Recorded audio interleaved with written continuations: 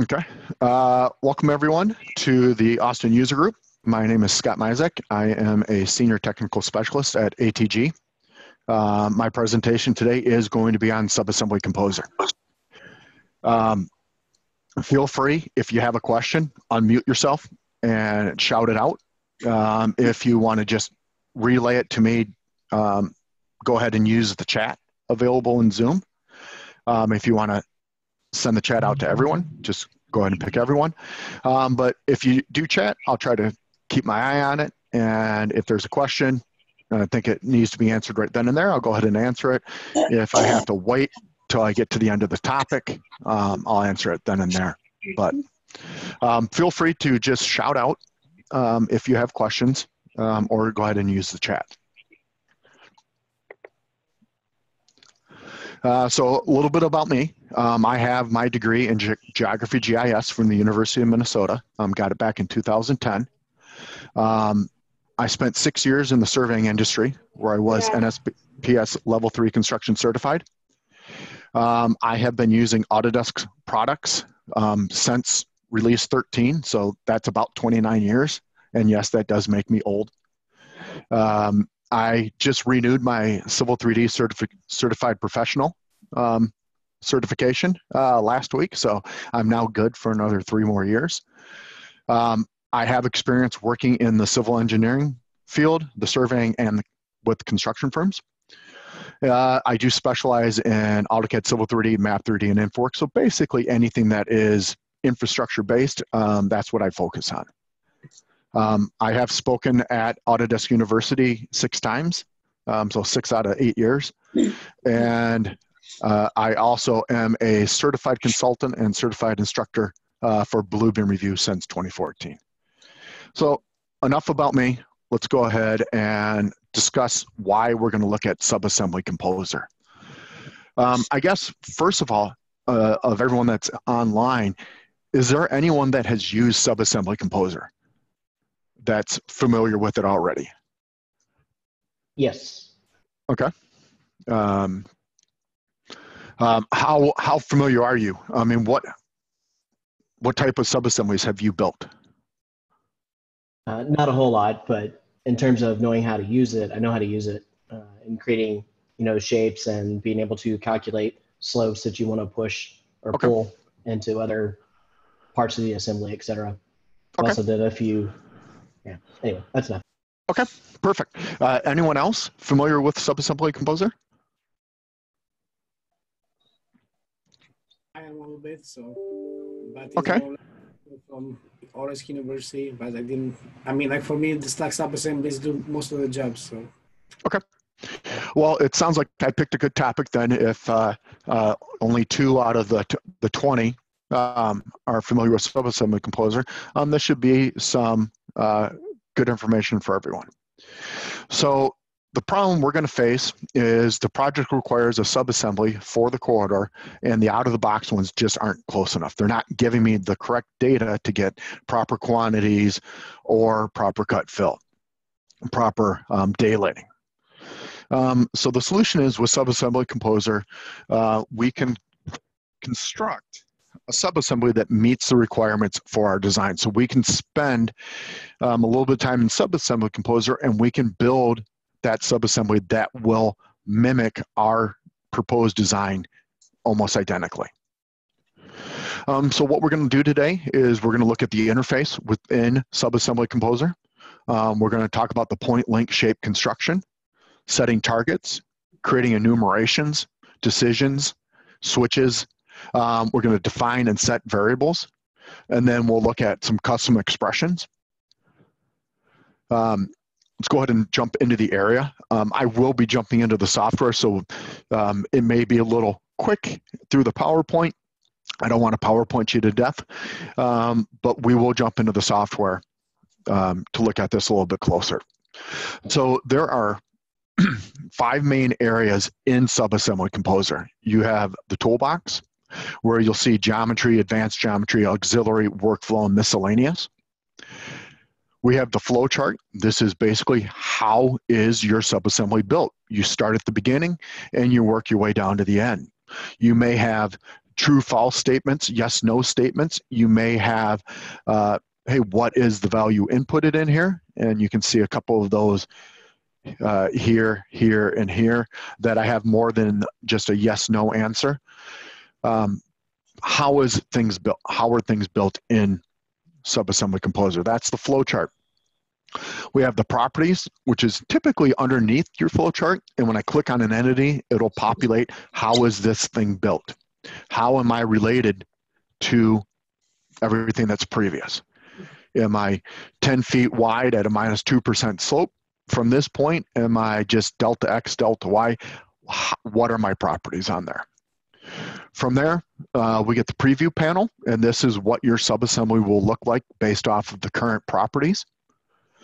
And then, even though there are 5 tabs in this area, the input-output parameter tab is the most popular, the most common one that's available in there. We also have on there target parameters on there that we could switch to, which will allow me to assign horizontal and vertical targets, or even a surface target to an object, just like we can with most of the out-of-the-box subassemblies. Super elevation capability, and then the packet setting, which basically says what is the name of this subassembly, what will it look like in Civil 3D, and then if I want to attach an image for the icon, I can. In the toolbox geometry, there are 3 basic things: point, link, and shapes. And basically what you'll do is you'll just drag and drop a point into your flowchart and you'll build an object. What I've done here is I've gone through and created a basic rectangle that started at P1, went to P2, and created a link along the line, went to P3, so then it came down, and then P4. So it built everything together. So this is a basic shape. You got 4 points, 4 links, and then a shape code. Nothing too fancy about this. This is, if you're surveyors, it's meets and bounds. Start here, end here. Some of the advanced geometry within Subassembly Composer can find intersection points. So find the intersection between 2 links, find a curve, do daylight rounding, because we know that when you daylight to the EG surface, it's not going to make a nice sharp point. You're going to have a rounding portion to it. So I have the ability to add a, say, a 3-foot radius to my daylight. Get to mark point. We're very familiar with that with the out-of-the-box subassemblies. I can create a mark point inside a custom subassembly to target backwards in the drawing. Fillet arc offset geometry, loop geometry. Offset geometry is new since 2015. It allows you to actually create potentially a hollow shape. So if I'm making a channel, I can say wall thickness is 3 inches, offset at 0.25, and make a hollowed shape. Loop geometry allows you to repeat. So daylighting with a terraced. Daylight at a 3-to-1 for 10 feet. And if I'm still in a cut or fill that's greater than 5, repeat that loop. And keep repeating that loop until my elevation or my cut fill is less than 5 feet, then just flat out daylight. So you can run and repeat. Loop geometry is very popular when you're talking about retaining walls. Repeat the typical layer of a block until I'm at a cut fill that is less than 3/4 of the height of the block on there. So those are some of the advanced geometries within the toolbox. And then the auxiliary portions of the toolbox. You have auxiliary points and auxiliary links. You also have some auxiliary intersections and a few other things, but points and links are the 2 key ones on here. What this will allow me to do is to find a location of a point, but not use it when I build it in Civil 3D. It's kind of like construction. I'm just going to make some construction lines just to find where this line needs to start, where it needs to end, or where it needs to pass through on there. Again, construction purposes only, it won't build within Civil 3D. And that's what I did here. I just added an auxiliary point, AP1, that had a line in here. So the workflow, taking stuff from the toolbox into the flowchart is just drag and drop. Points, links, shapes, auxiliary points, auxiliary shape, or auxiliary lines, links. And we're just playing connect the dots for the most part. Once we've defined or dropped in a point into the flowchart, we have the properties. And the first three things that we want to look at are the point number, from what point, and then do we want to add a link with that point.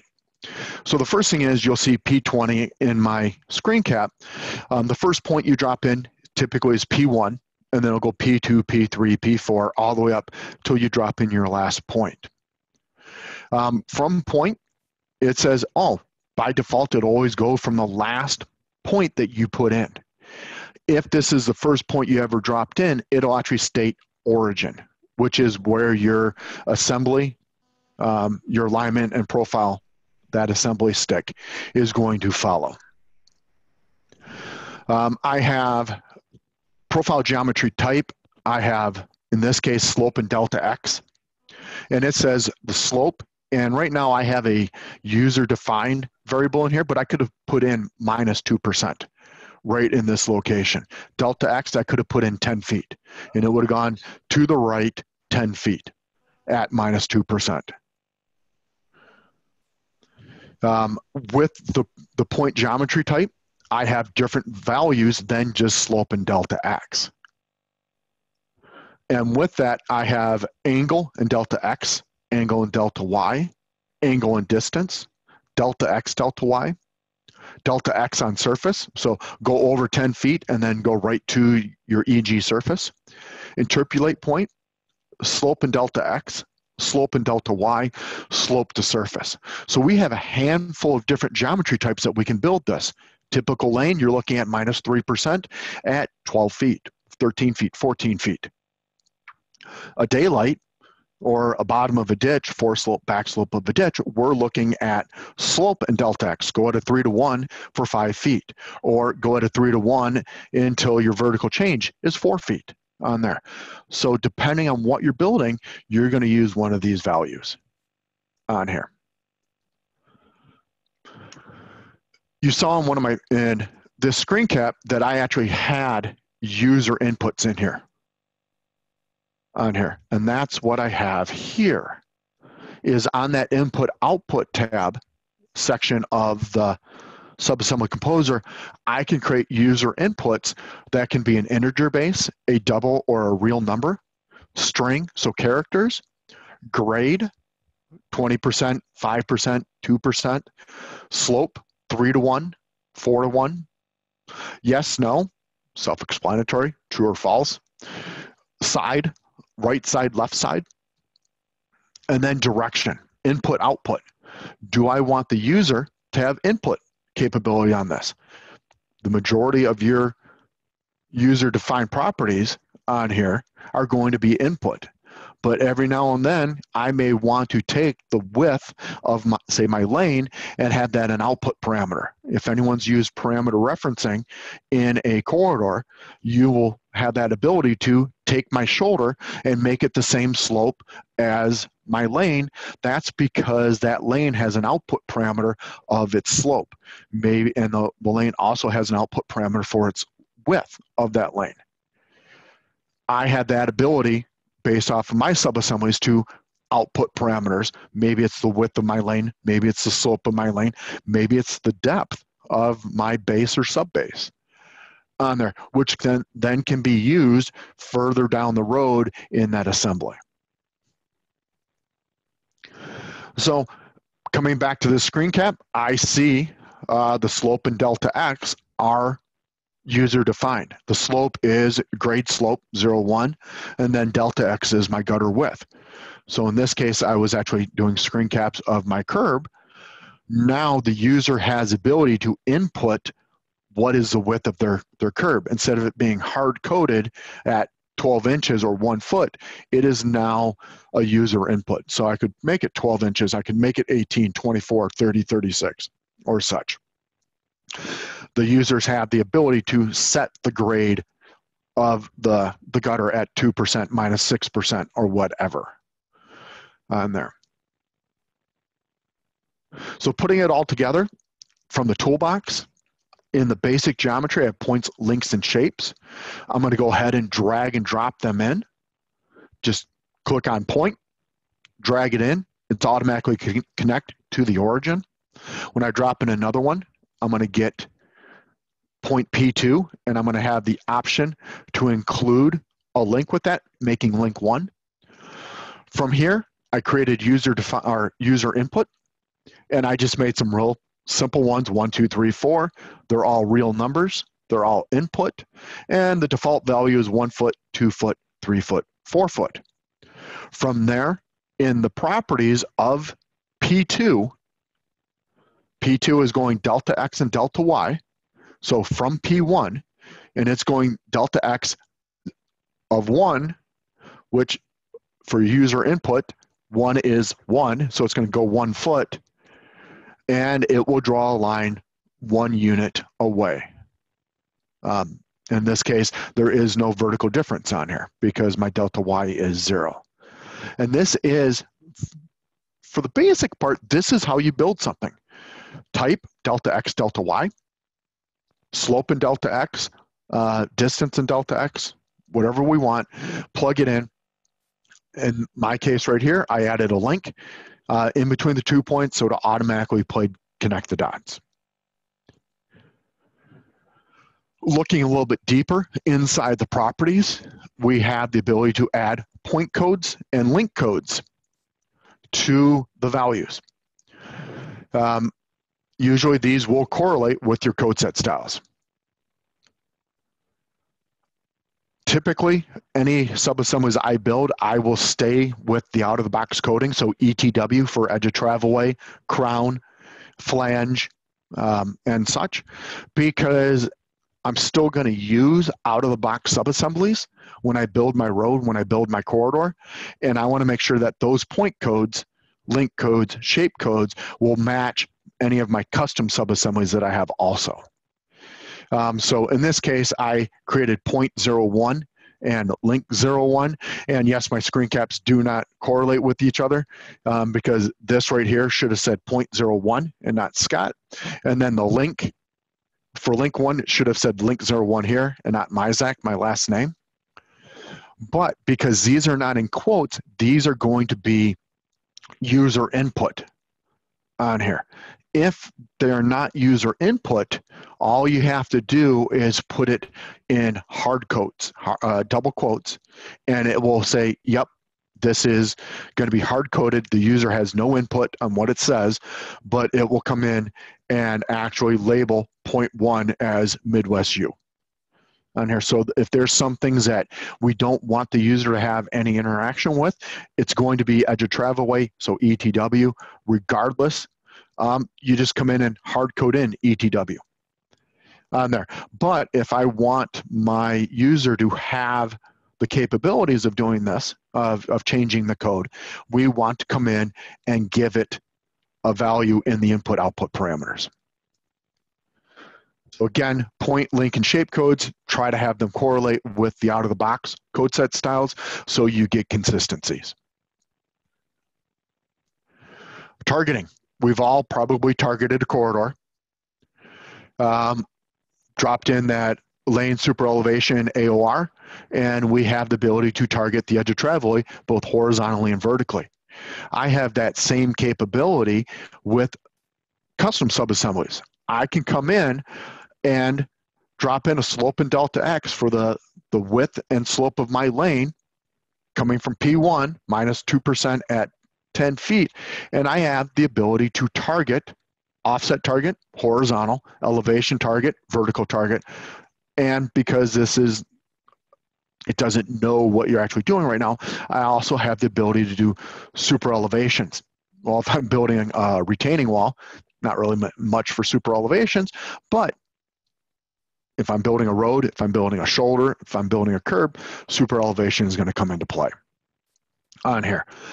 And in the area for where the input-output parameters is, there was also the target parameters. And all I have to do is create targets. And I called them just T1, 2, and 3. Created one as a surface target, one as a offset or horizontal target, and one as an elevation or a vertical target. I didn't give it any preset values in here, and right now it's still enabled in preview. We'll take a look at that once I jump into the software. The one thing to note is targeting is not available with the delta X, delta Y geometry type. All the other ones, it is available. So just keep that in mind. Setting targets, we got the 3 target types, elevation, offset, surface. I have my 2 target types in here, outside elevation profile with alignment. And then I just come in the properties 4.P50, and it's slope and delta X. I have user input of lane slope, lane width, but now I have the ability to override. So when I go into my corridor properties and I say set targets for this region, you will see this lane will have the ability to target it horizontally and vertically. In this case, I did not assign any super elevation on here. It's as simple as that. You will see that this width alignment matches with alignment here, and offset elevation profile will match this. The other nice thing about this is if it's a horizontal target, you will only see the horizontal targets when you hit that drop down. So if I have 500 targeting options, 250 for elevation, 250 for offset, I'm only going to see 250 when I hit this drop down to select. Turning it up a notch, now that we've built a basic subassembly with basic meets and bounds, points, links, shapes, and then we added some custom user input, and then we've gone and said, hey, let's put some targeting in there. So now maybe I want to widen or change the elevation with the basic targeting. I can come one step farther, and I can turn up my subassembly with enumerations. Enumerations allows me to basically give the user only a selection to choose from. And that's what I see here is I see curb style, and I have min dot here, B, V, D, and S style. I have only 4 style types of curb that I can use in min dot curb. I also have gutter width in here that if I had the screen cap on there, you'd be able to see it, but it only allows you to pick 12, 18, 24, 30, and 36 inch gutter width. What this does is this prevents someone from saying, I want 15.5 inch gutter. I want 22.5 inch gutter. They are predetermined to select for the style B, V, D, or S, and then for the width, 12, 18, 24, 30, or 36. And that's what we're seeing here is once I've created an enumeration, it actually becomes a style or a type on here. So where I had double, integer, string, and such, now I have curb style, I have curb style, I have gutter width, I have gutter width.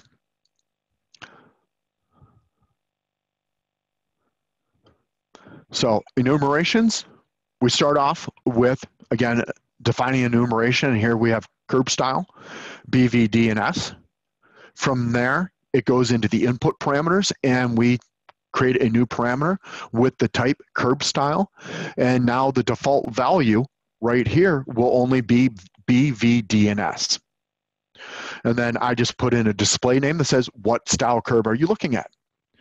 From there, we come in and we drop in our flowchart, we create a switch. And what this will say is, what is the curb style's value? And in this case, it can only be 4 values, B, V, D, or S. And if it's B, it runs this route. So it'll come down. It'll come down and then run B. If it's V style, it's going to come down and then it's going to run this route. And then obviously if it's S, it's going to run that route, and if it's D, it's going to run that route. From there, it went to another switch. And it says, all right, your B style curb, but now what is your gutter width? And for B style, I have 12, 18, 24, 30, and 36. So it'll come down and says, oh, your B style curb, and now our 18-inch curb, it's going to follow this path right here. If it was B style curb but 12-inch, it would have then followed this path on there. What this does is it gives me multiple options for the design. This subassembly that I'm going to open up for you guys is going to give us the ability to create different style curbs all at once. And now that we've done that, oops, let me get back into here. The switch allows me again to have different options, not just yes or no. Define and set variables. Well, what I need to do is on that previous example right here is I need to set the gutter width to be a foot here, 1.5 feet for 18, 2 foot for 24-inch, and 2.5 for 30-inch. So first thing I would do is I would define a variable, in this case gutter width, and call it a double so I can have a real number. And then I come in and I will set that value, in this case, because I'm doing B612, so I'm doing 12-inch curb, or 12-inch gutter, my value is set to 1. Now on the B618 style curb variables, my gutter width is going to equal 1.5. This gives me multiple variations to one single object by defining the value. We talked about output parameters already. Use that parameter reference within. So typically your lane width and slope are output parameters. And we just come in and we just say set output parameter. And we set the width to be the length, L51.x length, and the slope one is L51.slope. So my link is L51, which is going to take the length in x, and then the slope of it as my output parameters. And all I do in my input-output parameters, I say width 1, slope 1, and they are output. And then I have width and slope in my description.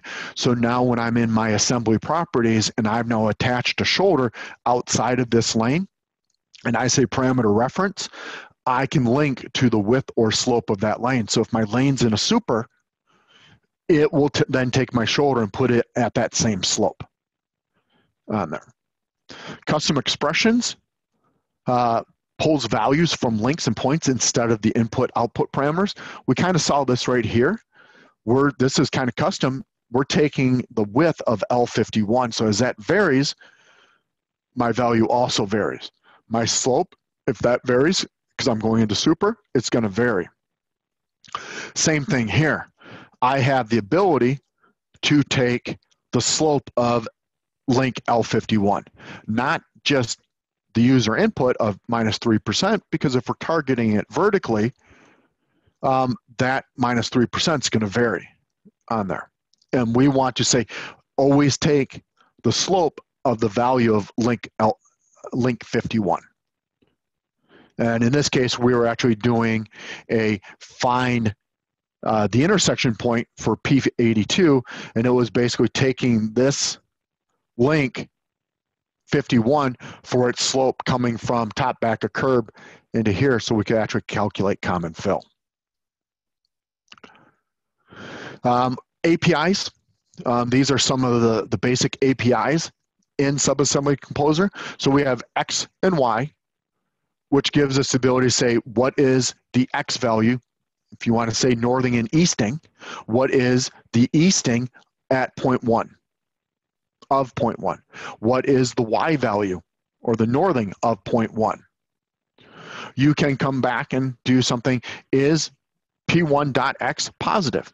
If it is, then the value is true and it runs down the true side. If P1.x is negative, then that value equals false. Now it runs down the other route. We have the ability to get offsets, elevation, distance too. So it'll actually come in and get you a distance, say from P1 to P2.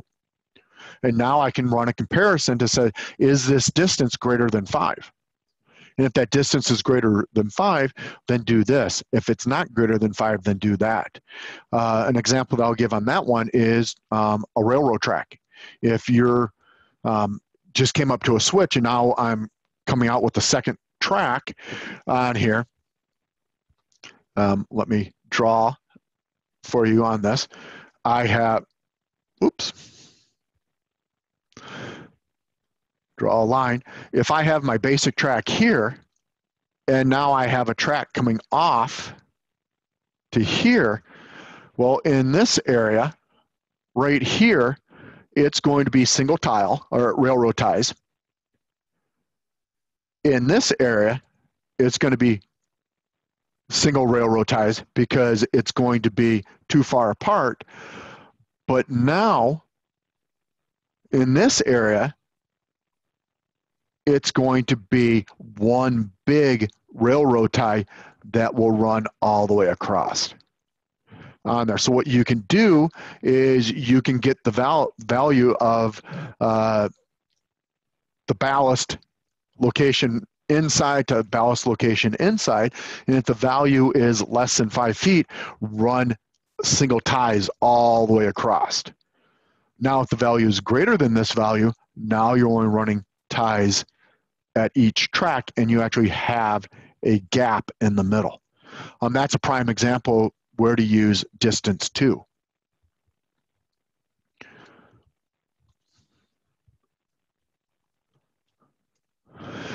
Slope, length, x length, y length, start point, end point, max, min, y, max intercept, min intercept. Some other values on here that come in really handy, but they're there for you. It is valid, great one to have, because you can actually say, if this is valid, run this. If it's not valid, run this. To the point that I've created a curb height that states that if there is a vertical target assigned, so a profile assigned, it will use that value of the profile for the height of the curb. Or, what is the width of my road? Some don't like using a polyline or an alignment to target their widening of their road. They like using a profile. I want to come in and create a proposed profile that starts out at 12 foot because I got a 12-foot lane, but then at station 12 plus 50, it will taper out to a 14-foot lane and taking 55 feet to do that. And then at station 20 plus 00, it's going to taper back down to a 12-foot lane. Well, they'll actually create a profile that mimics that 12.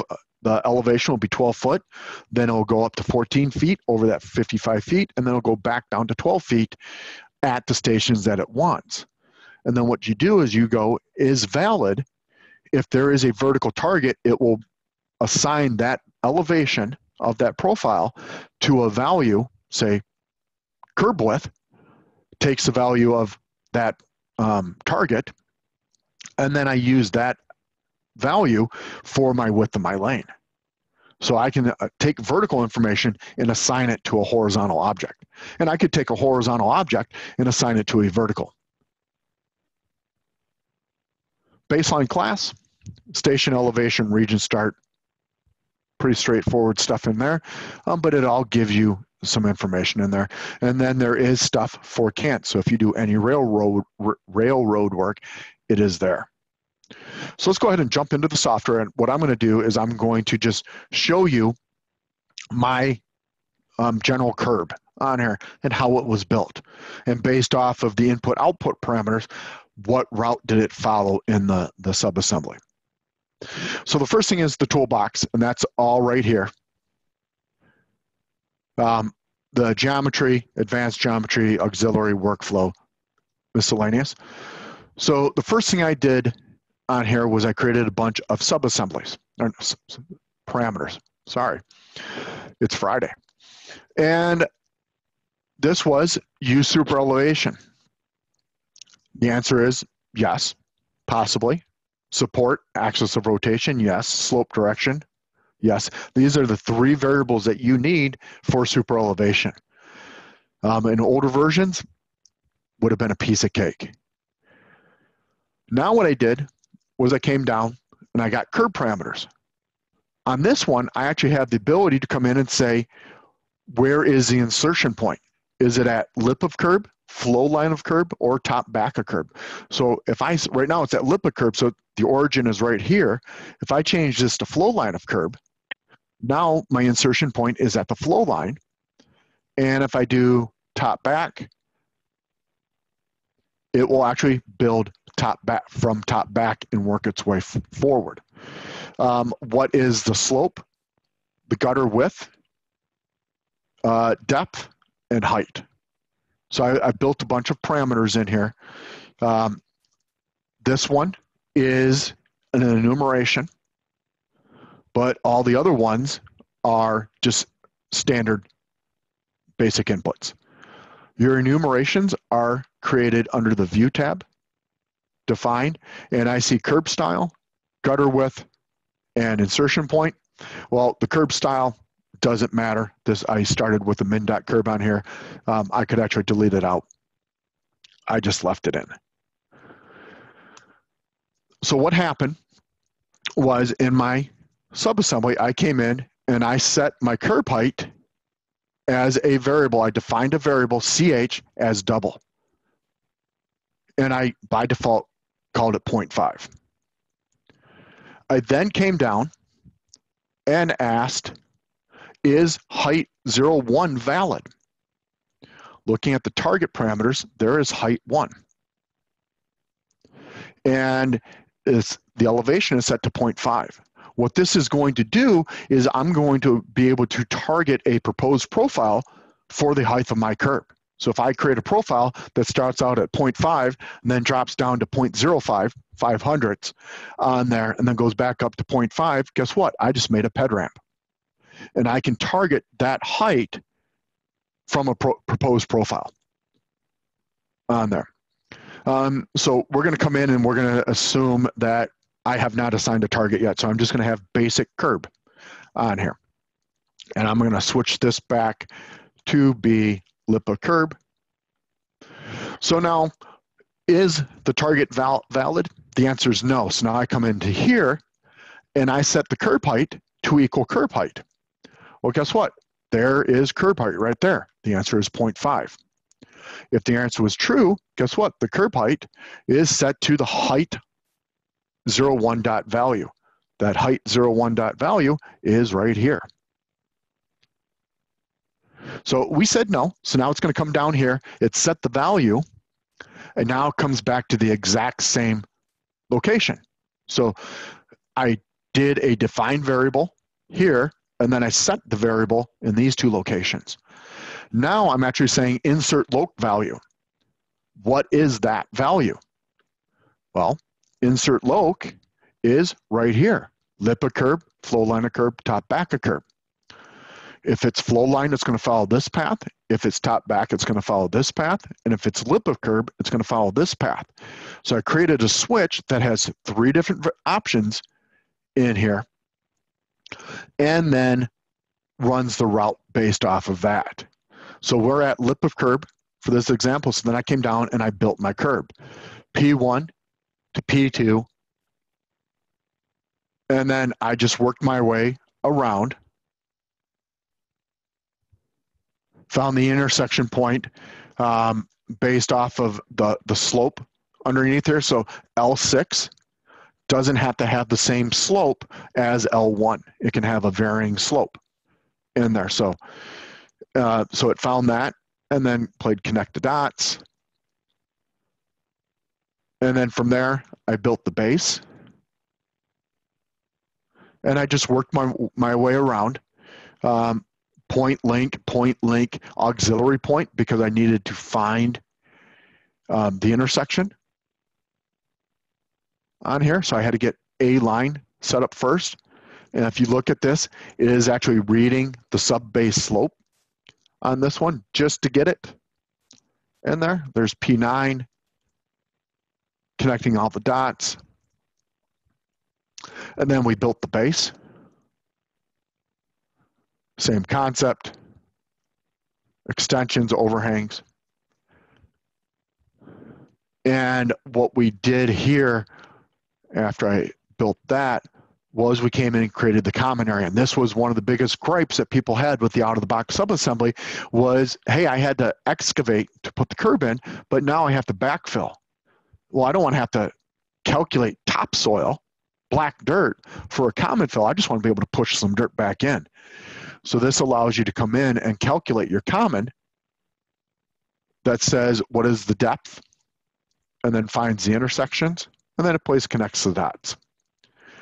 Points, links, shapes, builds everything. And in my shape code in here, we'll look at the shape code. It has common shape. Common shape is not in double quotes, which means it needs to be an input parameter. Well, if I scroll down into here, there is a common shape input, and it's set at common. So if I show codes, it has the code common, but if I change this to be Austin, now it has the code Austin. So now my code set style in Civil 3D, if I have a shape code Austin, it will hatch that way. It'll maybe not have a hatch, maybe not have a fill, but it is a user input because I can actually come in and put topsoil, I can put base, I can put sub-base, I can just leave it as common in there. But P2 on there for the curb, guess what? Flow line gutter, I don't want my users to have to worry about inputting a point code for that. So it's just hard-coded flowline underscore gutter with double quotes. That is the out-of-the-box default for flowline gutter. I wanted to stay with out-of-the-box, so it went that way. Now that I've built all of that, I have the ability to make those adjustments, switch top, back, or curb, flow line, or gutter tip. All these other input values are here. The base and sub-base has user inputs. And then the common fill parameters, what is my distance below, back, or curb, the slope, the cut slope, all that information. In the targeting, I have height for my curb. So I can actually drop this from 5-inch, well, 6-inch curb down to 0 curb. The offset for my gutter, because what I can do here is I have the ability to say, come up here, lip of curb, nope, flow line of curb. And now if I'm doing a curb island, I have the ability to target my gutter tip or my flange so that my gutter isn't, if this is my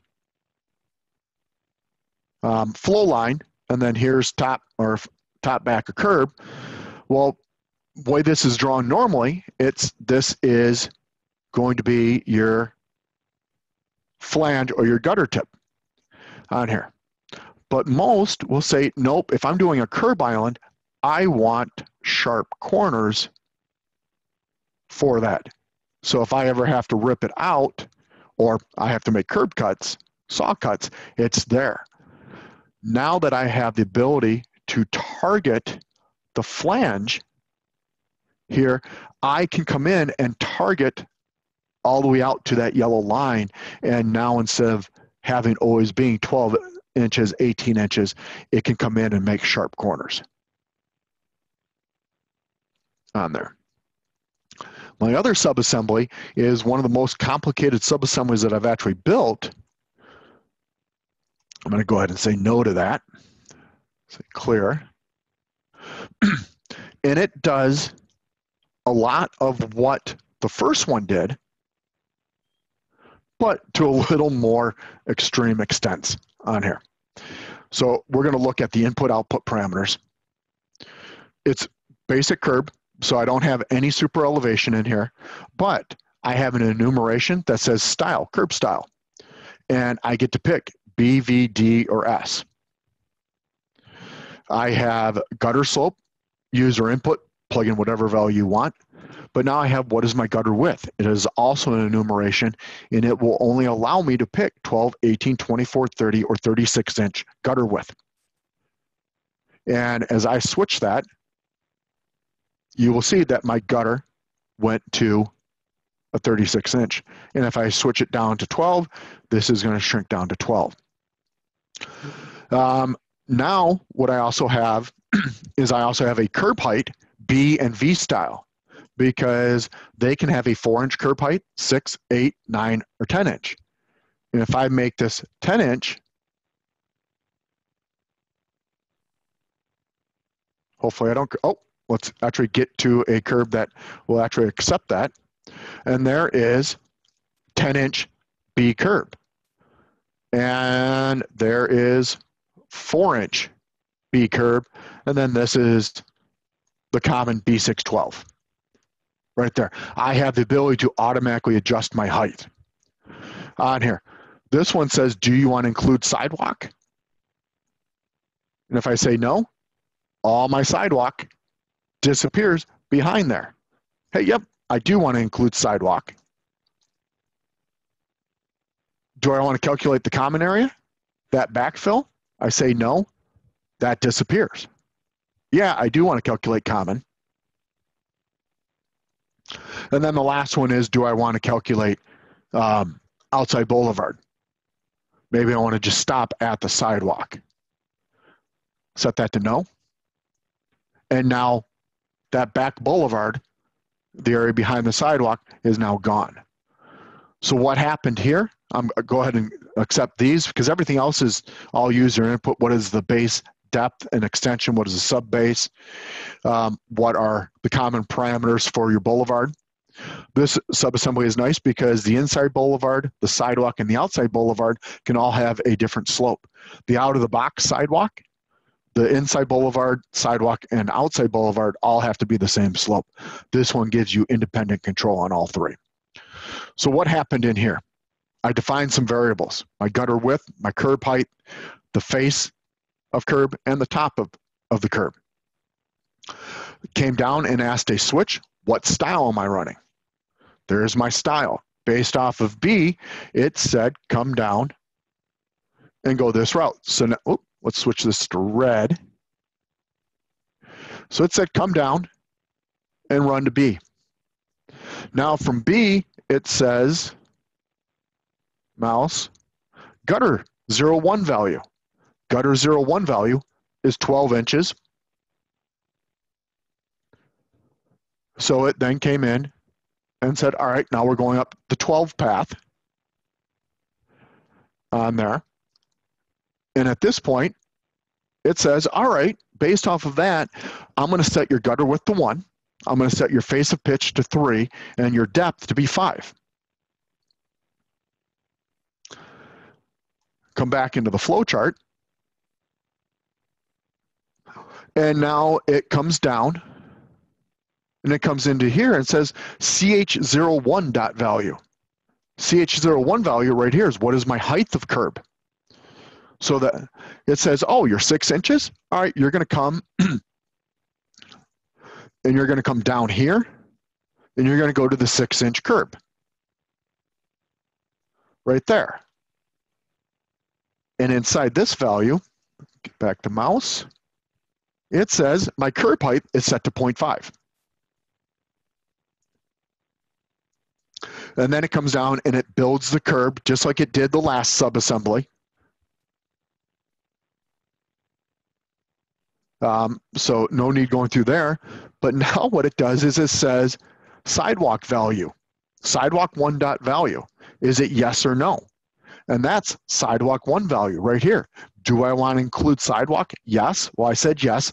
So it's now going to come down this path and it's going to come and say outside boulevard dot value. Outside boulevard is right here. Yes or no? The answer is yes. So now it's going to come down. That's true. And it's going to build the sidewalk.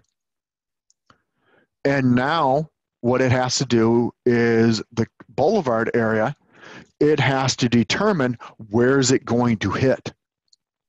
So if I come in and set my boulevard depth to be 0.5, you will see that this now targets the edge of the base under the sidewalk and then loops itself around.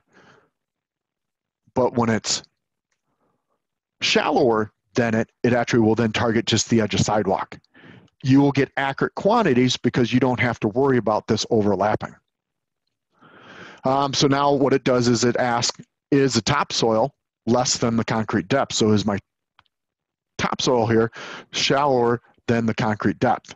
There's concrete depth, there is topsoil. So it does that value and it runs down and says, nope, topsoil is shorter than the concrete, and it works itself all the way around. Do you want to calculate common? Yes or no? And we do calculate common, and then what it does is it will come through and run through the rest of the subassembly to build everything. So if I come in and make this screen to fit, this is that subassembly, and I'll go ahead and make that 50%. So it starts off, this is basically just building the curb right up in here. Then it comes in and says, do you want to build sidewalk, yes or no? And based off of the answer, it goes one way or the other. Do you want to calculate common, one way or the other? Do you want to calculate the outside boulevard, one way or the other? And this is the assembly to build this for you.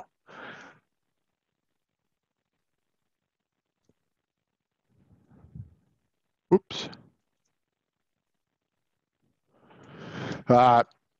So to wrap things up, Subassembly Composer is made of basically point links and shapes. You can create custom subassemblies to meet your design needs. The subassembly values can be hard-coded or user input-output parameters. The key thing on here, which is kind of silly, Subassembly Composer is not backwards compatible. So if you create a PKT in Subassembly Composer 2018, it will not work in Civil 3D 2017, 16, or 15. But a subassembly built in Subassembly Composer 2014 will work in every version built after it. What I have done is I have shared these two PKTs that I've walked you through at this site. Feel free to download them, manipulate them any way you want. They're there for you. I'll come back to the screen, but I want to open it up for any questions, if anyone has any questions. And then I'll jump back to this screen. So does anyone have any questions about Subassembly Composer? I do, Scott. Okay. Corinne here. So would you essentially build this Subassembly Composer, and then when you start a new project, you already have all of these, and then you just place the height, the width, and whether you want sidewalk, where you want it to target, so that you're not having to set up an assembly for every different situation? Is that what you would use this for? Well, for this curb, I would drop this in just like I would a normal curb subassembly into my assembly. But now if you look at the general curb in the out of the box, you can set the values of the gutter width, the height, and all that. This allows me to flat out just say I want B612 curb, and it will automatically set those parameters for me. So instead of having to come through and adjust 7 different values for that general curb, I can just change one and it will automatically update everything for me. So it's going to speed things up on there. Okay. But with that being said, you can make like that curb with sidewalk. That is kind of an assembly in itself. We don't want to get it carried away. We don't want to build the road. We don't want to build the curb, the sidewalk, and then daylight to right-of-way line all in one big subassembly, because the key words on here is Subassembly Composer, not Assembly Composer. One of the other subassemblies I built was just the basic lane. And you look at the Lane Super AOR, and it gives you 2 layers of bit, then rock, then sand, or base, sub-base. Well, I built one that says, no, you could have 1 layer of bit, you could have 2 layers of bit, or you could have 3. The highway I built a few years ago, it had 3 layers of bituminous. 2 were just the base, but then the third and final lift was the wear course on there. Well, I would have had to come in and added a generic pavement structure on top of my lane subassembly just to get that 3rd layer of bit in there. Or I would have had to add that generic pavement structure underneath, and now my base would have actually become my 3rd layer, or my 1st lift, and then my sub-base would have become my base, and then that generic pavement structure would have then become my sub-base. It can get confusing on there, especially if you're using out of the box where you can't change those codes on there. But once it's built, yeah, you just go into your tool palette, right click, and say import subassembly, and then it'll come in.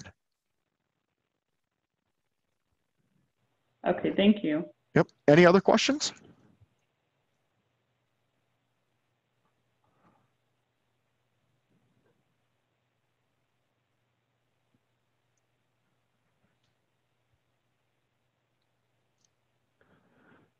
Well, I don't have any other questions.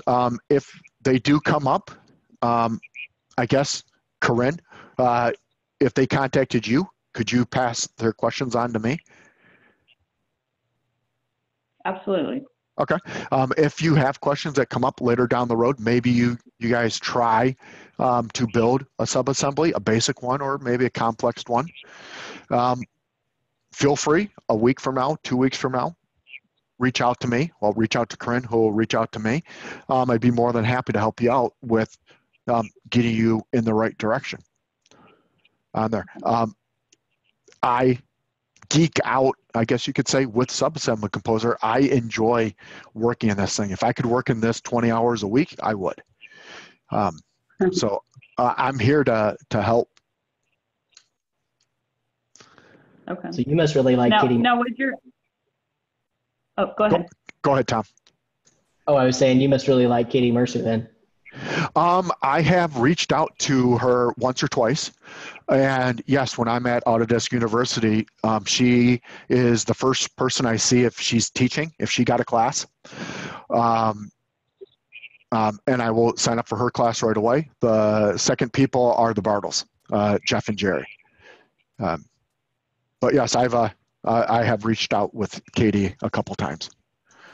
Yeah, she helped me create an assembly that would basically, I had a parabolic road and I needed to transition to a flat slope.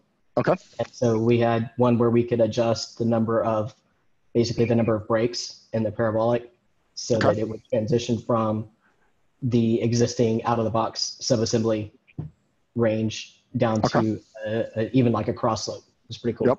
Yep. I actually just had a request about 3-4 weeks ago of someone says, do you have the ability to create parabolic subassemblies? And I said, yes. So, but yeah, Katie is, I think she's Autodesk's go-to person. Hey, we got a problem. And if Peter Funk can't answer it, Katie Mercer can. So. She is the queen of subassembly composer. She is.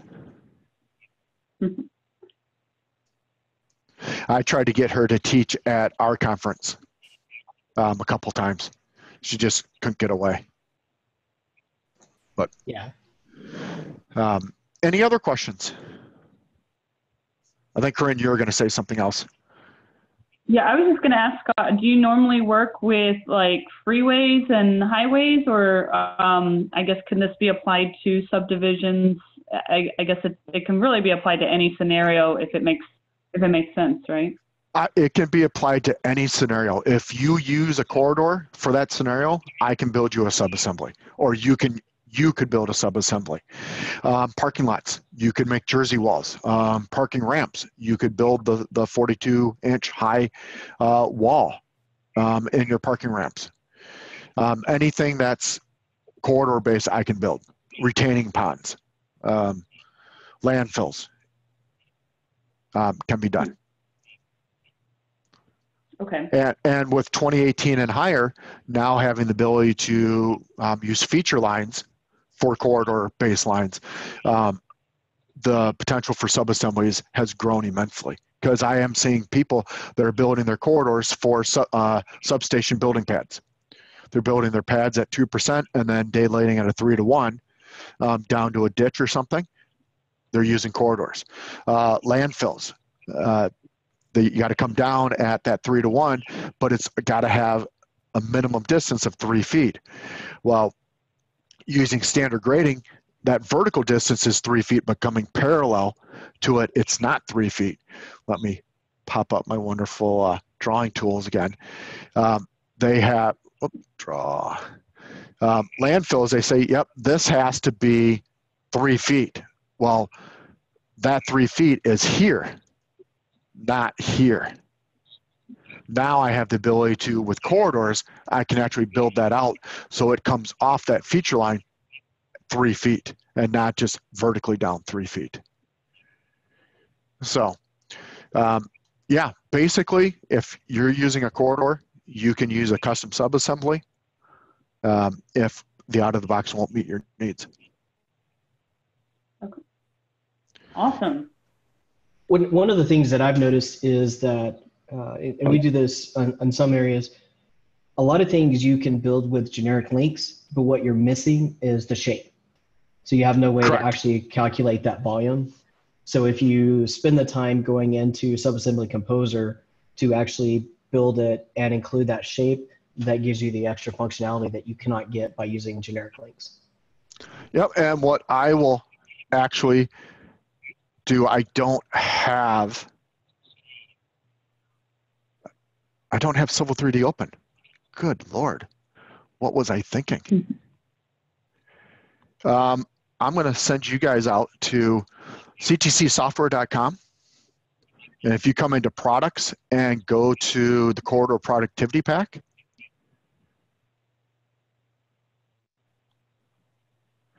there is the corridor productivity pack, and you can download it for free. This is free PKTs that you can have. And what they are is median, multi-layered lane, general curb, min-dot curb, sidewalk. So here's your median for free, your multi-layered lane. I think they may have removed that. There's the general curb, min-dot curb with sidewalk, just sidewalk where you have independent slopes right here. And then link slope to surface. These are all your general links with depth included. Link width and slope with depth. Link slope and vertical deflection with depth.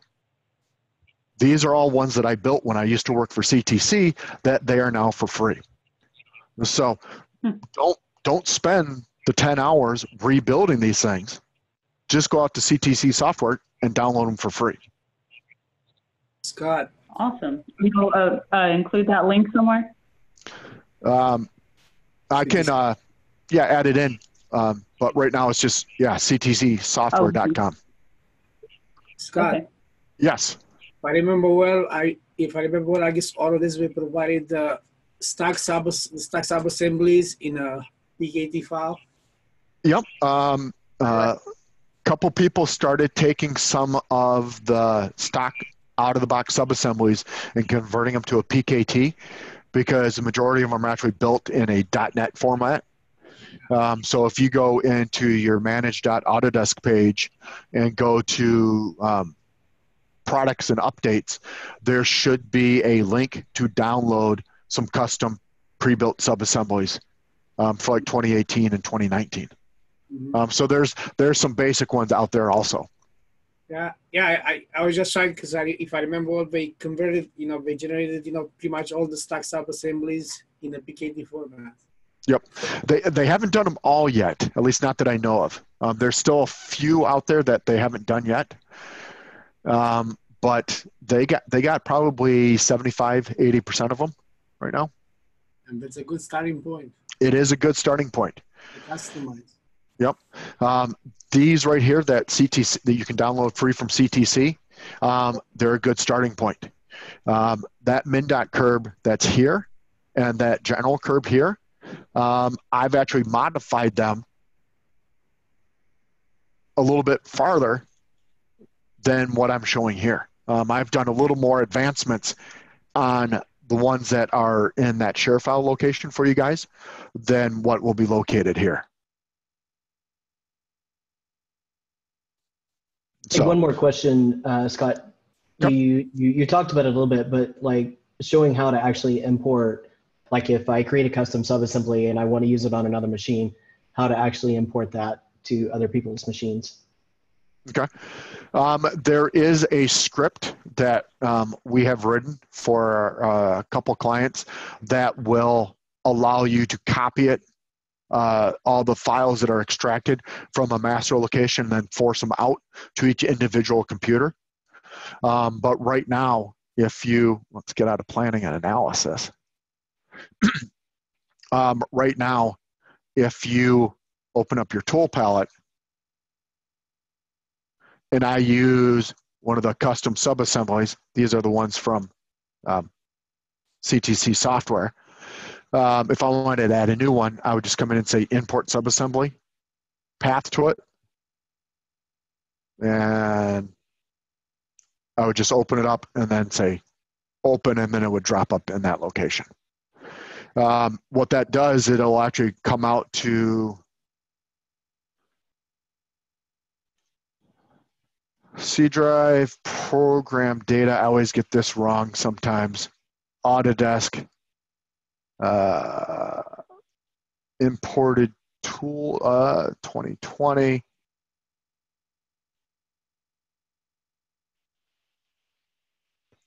Maybe it's program files. I always have to look this up.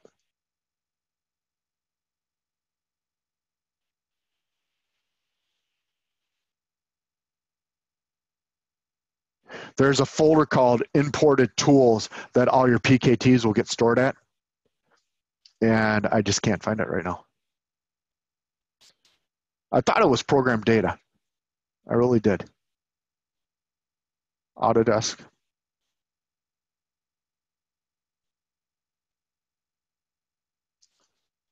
(2020) ENU. Imported tools. I just had to go one more folder. So here's all the custom subassemblies that I've actually imported into 2020. If you brought this onto your machine and then you copied this all out and put it on a network drive, and then Corinne could go and take it and copy this and put it in the exact same location, and what it would do is it would then give her the functionalities of the tools also. You might have to come in and update your tool palette also, but for the most part, these are the files that she will need on her machine to get it to work. Thank you. Yep.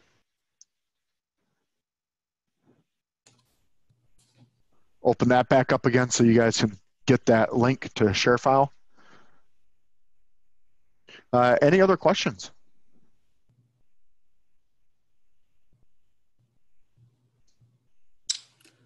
I don't think so. I appreciate it, Scott.